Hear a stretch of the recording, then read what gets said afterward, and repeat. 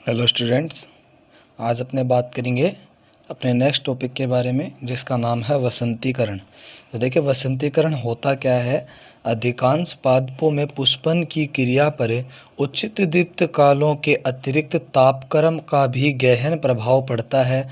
पौधे के तापक्रम के प्रति व्यवहार का सर्वप्रथम वैज्ञानिक अध्ययन लायसेंको ने चावल की दो किस्मों, शीत किस्म तथा वसंत किस्म, मतलब एक तो ऐसी किस्म जो किस्में उगाई जाती है शीत ऋतु में, और एक ऐसी किस्म जो कौन सी में उगाई जाती है, वसंत ऋतु में उगाई जाती है। इन दो किस्मों के ऊपर इन्होंने देखा कि जो पादप होता है उस पर दीप्त काल के अतिरिक्त तापक्रम का, मतलब तापमान का भी क्या पड़ता है, गहन प्रभाव पड़ता है। इसका इन्होंने क्या किया, अध्ययन किया। एक वर्षीय पादपों में पुष्पन पर प्रकाश का मुख्य प्रभाव पड़ता है तथा तापक्रम का प्रभाव द्वितीय होता है। देखिए, एक वर्षीय पादपों में पुष्पन पर प्रकाश का मुख्य प्रभाव पड़ता है तथा तापक्रम का प्रभाव क्या होता है, द्वितीय। ठीक है, मतलब जो ऐसे पादप जो अपना जीवन चक्र एक वर्ष के अंदर पूर्ण कर जाते हैं, वो पादप कि मुख्य रूप से उनमें जो पुष्पन की क्रिया होती है वो किस पर निर्भर करती है, प्रकाश पर। और द्विवर्षीय पादपों के अंदर देखिए, द्विवर्षीय पादपों में स्थिति भिन्न होती है। इनमें प्रथम वर्ष में केवल कायिक वृद्धि होती है तथा पुष्पन की क्रिया द्वितीय वर्ष में संपन्न होती है।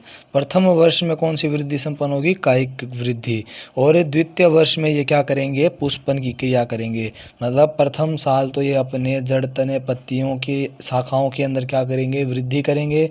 बाद में उचित तापक्रम मिलने पर ये क्या करेंगे, पुष्पन की क्रिया करते हैं। ठीक है, किंतु पुष्पन पूर्व इन्हें शीत ऋतु के निम्न तापक्रम से उद्भासित अथवा उपचारित होना आवश्यक होता है। अब देखिए, जो द्विवर्षीय पादप होते हैं वो 2 वर्षों के अंदर रहेंगे। एक तो वो पादप पहले तो किस में आएगा, शीत ऋतु में। शीत ऋतु से बाद में वो प्रवेश करता है ग्रीष्म ऋतु में। ठीक है, दोनों ऋतुओं में वो क्या करता है, ये मान लीजिए पहले वर्ष के अंदर है, ये कौन सी ऋतु है, मान लीजिए शीत ऋतु वाला पादप है, और ये है ग्रीष्म ऋतु वाला पादप। अब ये देखें, जो पादप है वो अपना द्वितीय वर्ष के अंदर प्रवेश करने से पहले यहाँ पर इस वर्ष के अंदर शीत से क्या होता है, उपचारित होता है। ठीक है भाई, पहले वो शीत ऋतु के निम्न तापक्रम में उद्भासित अथवा क्या होता है, उपचारित होना आवश्यक होता है, ताकि दूसरे वर्ष के अंदर उसमें क्या आ सके, ग्रीष्म ऋतु में जब वो प्रवेश कर जाए तो ग्रीष्म ऋतु में उसके अंदर आसानी से पुष्पन की क्रिया हो सके। इसलिए इसको क्या होना पड़ता है, शीत उपचारित होना पड़ता है।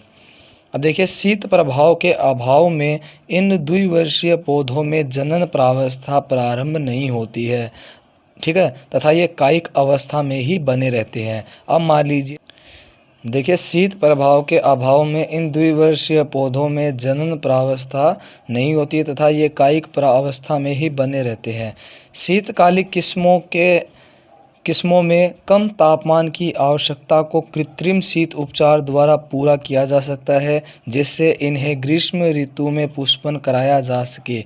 अब देखिए, होता क्या है कि मान लीजिए बाई चांस प्रथम वर्ष के अंदर ये शीत उपचारित नहीं हुए, शीत उपचारित अगर नहीं होंगे तो ये ग्रीष्म ऋतु के अंदर कौन सी अवस्था में बने रहेंगे, ग्रीष्म ऋतु में ये अपनी कायिक अवस्था में बने रहेंगे और इन पर पुष्पन की क्रिया नहीं होगी। परंतु अगर मान लीजिए इस पादप को आप ग्रीष्म ऋतु के अंदर उगाते हैं और ग्रीष्म ऋतु के अंदर अगर आप इसको कृत्रिम रूप से कम ताप देते हैं या मतलब शीत उपचारित करते हैं तो इसके अंदर पुष्प क्या आ जाते हैं, उत्पन्न हो जाते हैं, या इनके अंदर पुष्पन की क्रिया आसानी से हो जाती है। ठीक है भाई, पौधे में शीत उपचार द्वारा पुष्पन प्रेरण की यह क्रिया क्या कहलाती है, वसंतीकरण कहलाती है। देखिए, पौधे में शीत उपचार द्वारा पुष्पन प्रेरण की क्रिया क्या कहलाती है, वसंतीकरण कहलाती है। कोवर्ड के अनुसार शीत उपचारों द्वारा पुष्पन की योग्यता के उपार्जन को वसंतीकरण कहते हैं। मतलब जब आप पादप को शीत उपचारित करते हैं तो पादप के अंदर पुष्पन की योग्यता के, मतलब पुष्पन की क्रिया को प्राप्त करने की जो क्रिया होती है वो क्या होती है, उसके अंदर संपन्न होती है, वो उपार्जित करता है, उसको प्राप्त करता है। ठीक है, वसंतीकरण की तकनीक अत्यंत सरल है। इसमें सर्वप्रथम बीजों को भिगोकर अंकुरण के लिए छोड़ दिया जाता है। इसके पश्चात अंकुरित बीजों को कम तापक्रम जैसे 0 से 5 डिग्री सेल्सियस पर उपचारित किया जाता है। ठीक है भाई, शीत उपचार का समय जाति एवं किस्म के अनुसार भिन्न भिन्न होता है। यह कुछ घंटों से लेकर कुछ सप्ताह तक हो सकता है। शीत उपचार से पत्तियों में हार्मोन के समान ऐसे पदार्थ मिलते हैं जो वसंतीकरण को नियंत्रित करते हैं। मेल्चर्स ने इन पदार्थ का नाम वर्नेलिन बताया। मेल्चर्स ने क्या बताया कि जब आप पादप को शीत उपचारित करते हैं, ठीक है, शीत उपचारित करते हैं तो उसके अंदर कई प्रकार के हार्मोन के समान कुछ ऐसे पदार्थ बनते हैं जो क्या करते हैं, उनमें पुष्पन की क्रिया को नियंत्रित करते हैं और उनको मेल्चर्स ने क्या नाम दिया, वर्नेलिन। तो देखिए लेंग के अनुसार वर्नेलिन पुष्पन की क्रिया को प्रारंभ करने वाले हार्मोन फ्लोरेजिन का पूर्वगामी होता है।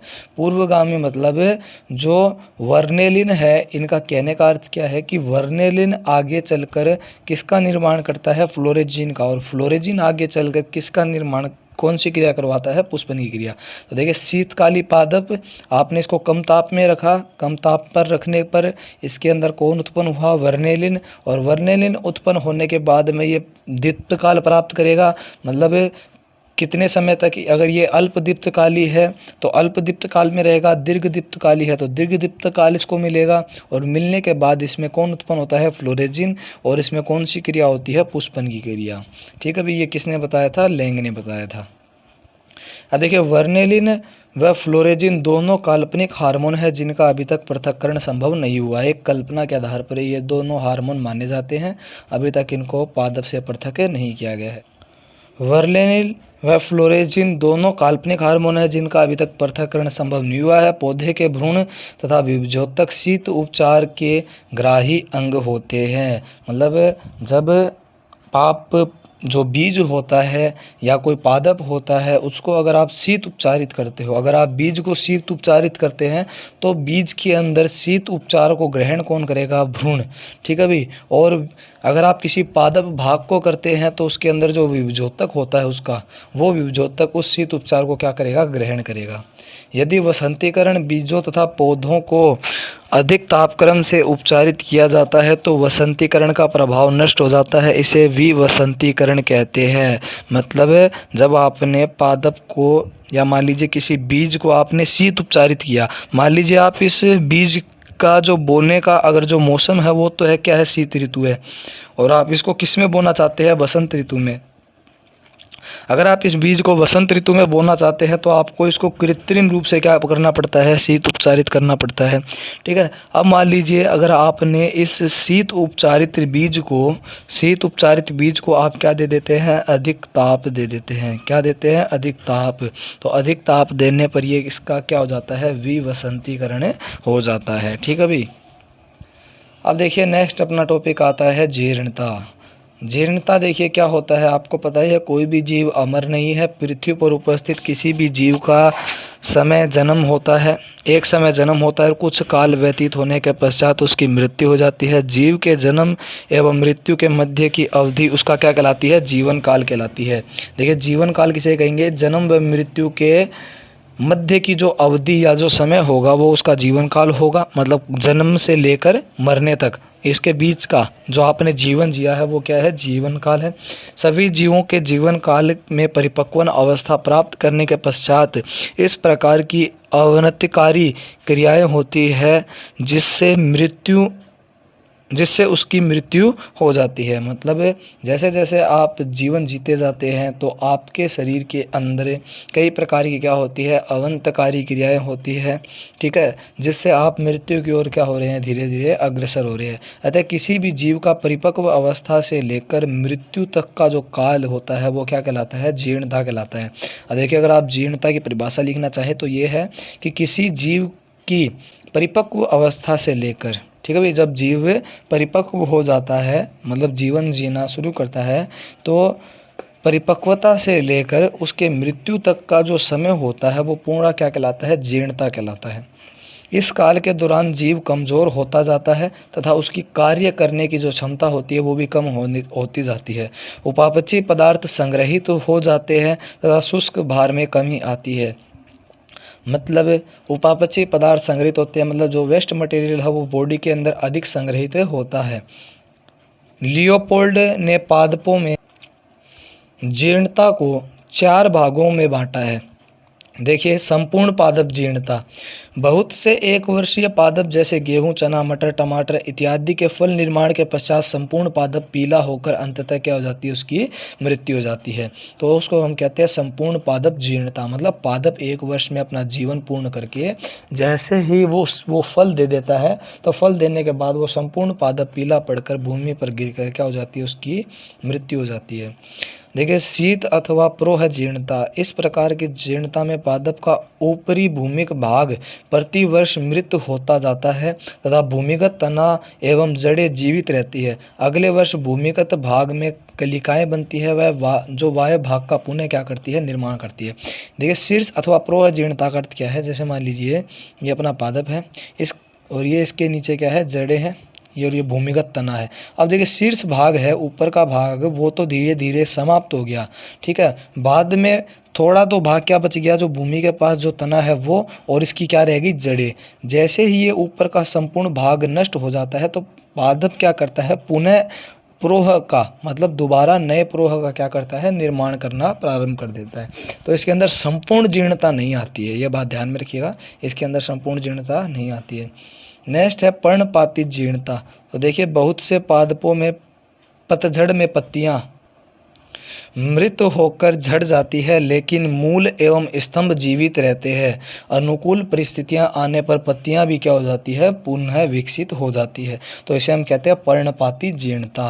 मतलब पादप के अंदर जो पत्तियां हैं वो मृत होकर पादप से क्या हो रही है, अलग हो रही है। नेक्स्ट है क्रमिक जीर्णता। तो इसके अंदर पत्तियां तो अलग हो गई, ठीक है। अभी किसके अंदर, पर्णपाती जीर्णता में, परंतु जड़, तना और शाखाएं जीवित है, ये बात ध्यान में रखिएगा। क्रमिक जीर्णता के अंदर देखिए, ये अधिकतर वार्षिक पादपों में सामान्य प्रवर्धन में पुरानी पत्तियां पहले जीर्ण होकर मृत हो जाती है। इसके पश्चात अन्य पत्तियां, तना, जड़ें जीर्ण होकर मृत होती है। इसे हम कहते हैं क्रमिक जीर्णता। मतलब जो सबसे पहले पुरानी पत्ती होती है वो क्या होती है, मृत होती है। उसके बाद जो थोड़ी नई पत्तियां हैं वो, बाद में कौन मृत होगा, तना, बाद में कौन मृत होगा, जड़। इस प्रकार से पूर्ण पादप क्या हो जाता है, मृत हो जाता है। वृद्धि हार्मोन एब्सिसिक अम्ल तथा इथाइलिन जीर्णता को प्रेरित करते हैं, ये मैंने आपको बताया था, और ये नोट भी कर लीजिएगा। बोर्ड के अंदर पूछे जाने वाली बहुत ही बढ़िया क्वेश्चन है कि ऐसे 2 हार्मोन का नाम बताइए जो पादपों के अंदर जीर्णता को प्रेरित करते हैं। तो वो कौन होंगे, एब्सिसिक अम्ल और इथाइलिन, ठीक है भाई। एब्सिसिक अम्ल प्रमुख रूप से पर्ण जीर्णता तथा इथाइलिन फलों में जीर्णता को तीव्र करते हैं। देखिए, आपको पता ही है कि जो इथाइलिन होता है वो फलों को पकाने का कार्य करता है। तो फलों को जब पक रहे हैं तो अर्थ ही क्या हो गया कि फल क्या हो रहे हैं, मृत हो रहे हैं, ठीक है भाई। जीर्णता की ओर फल क्या हो रहा है, अग्रसर हो रहा है। कच्चा फल है तो धीरे धीरे पकेगा, तो किसकी ओर अग्रसर होता है, वो जीर्णता की ओर। मतलब फल का पकना ही एक प्रकार की क्या है, जीर्णता है। ऑक्सिन, जिब्रेलिन एवं साइटोकाइनिन अधिकतर मामलों में जीवित जीर्णता को क्या कर देते हैं, स्थगित करने की क्षमता रखते हैं। तो ऐसे हार्मोन जो जीर्णता को स्थगित करते हैं, ऑक्सिन, जिब्रेलिन, साइटोकाइनिन जीर्णता को प्रेरित करते हैं, इथाइलिन व एब्सिसिक अम्ल। नेक्स्ट अपना लास्ट छोटा सा टॉपिक आता है जिसे हम कहते हैं विलग्न। देखिए, पादप में पत्तियों, पुष्पों एवं फलों का मात्र पादप से पृथक होकर गिरना क्या कहलाता है, विलग्न कहलाता है। मतलब पादप के अंदर पत्तियां, पुष्प और फल जब मात्र पादप से, मतलब जिस पर वो लगे हुए हैं, उससे अलग होकर गिरते हैं या भूमि पर गिरते हैं, उनको हम तोड़ते हैं, तोड़ना तो अपने कृत्रिम रूप से हो जाएगा, अगर वो स्वयं विलग्न होकर मतलब पृथक होकर गिरते हैं तो यह क्रिया क्या कहलाती है? विलग्न कहलाती है। विलग्न एक जैविक प्रक्रिया है जो इन पादपों के अंगों तथा आधारीय भाग की कोशिकाओं में परिवर्तन के परिणाम स्वरूप होती है। ठीक है भाई।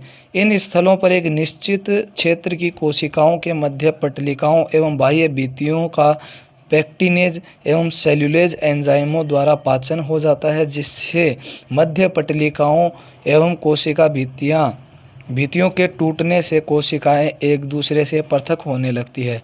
इस क्षेत्र के ऊतक मुलायम एवं कमज़ोर हो जाते हैं तथा इस स्थान पर एक विलग्न परत का निर्माण हो जाता है। देखिए इसके अंदर होता क्या है कि दो कोशिकाएं, मान लीजिए ये ऊतक है अपना और इस भाग से ये क्या हुए हैं? लगे हुए हैं। ठीक है। अब यहाँ की कोशिका की मैंने आपको जब संरचना पढ़ाई थी तो कोशिकाएं आपस में किससे जुड़ी रहती है? मध्य पटलिका। तो ये जो मध्य पटलिका होती है, इसका जो आपके जो एंजाइम आते हैं पेक्टिनेज व सेल्यूलोज, इनसे क्या होने लगता है? पाचन होने लगता है। और पाचन होने से ये एक दूसरे से कोशिकाएं धीरे धीरे क्या होने लगती है? अलग होने लगती है। और अलग होने लगती है तो उस स्थान पर क्या होने लगता है? विलग्न परत का निर्माण हो जाता है। ठीक है भाई। जैसे मान लीजिए शाखा है, यहाँ पर ये पत्ती लगी हुई है, तो विलग्न परत का निर्माण कहाँ पर होगा? यहाँ पर। विलग्न परत का निर्माण कहाँ पर होगा? यहाँ पर। तो क्योंकि यहाँ की जो कोशिकाएं हैं वो धीरे धीरे टूटकर इससे क्या हो जाएगी? पत्तियों से अलग हो जाएगी। विलग्न परत से कुछ नीचे की कोशिकाएं विभाजनशील होकर कार्क कोशिकाओं का निर्माण करती है, जो कि एक रक्षात्मक स्तर अथवा विलग्न क्षेत्र का निर्माण है। तेज हवा के झोंकों के अथवा वर्षा के परिणाम स्वरूप ये पादप अंग विलग्न परत वाले स्थान से टूटकर पृथक होकर गिर जाते हैं। मतलब जब विलग्न परत बन जाती है तो पादप जैसे ही तेज हवा या बारिश होती है तो ये टूटकर यहाँ से अलग हो जाते हैं। विलग्न हार्मोन संतुलन में परिवर्तन के कारण होता है। ठीक है भाई। विलग्न की जो क्रिया होती है वो हार्मोन संतुलन में परिवर्तन के कारण होता है। इस प्रक्रिया में एब्सिसिक अम्ल महत्वपूर्ण भूमिका निभाता है। मतलब विलग्न की क्रिया में कौन से हार्मोन का प्रमुख योगदान है? एब्सिसिक अम्ल का। तो ये था आपका यहाँ पर जो लेसन 13 है वो कंप्लीट हो चुका है। नेक्स्ट वीडियो में अब शुरू करेंगे कुछ दिनों बाद जूलॉजी। ठीक है भाई। जिसके अंदर हम आपके पाचन तंत्र, श्वसन तंत्र के बारे में पढ़ेंगे। ठीक है भाई। तो मिलते हैं तब तक के लिए नेक्स्ट वीडियो में। इस चैप्टर के आप तब तक क्या कर लीजिए? नोट्स कंप्लीट कर लीजिए। तब तक के लिए गुड बाय।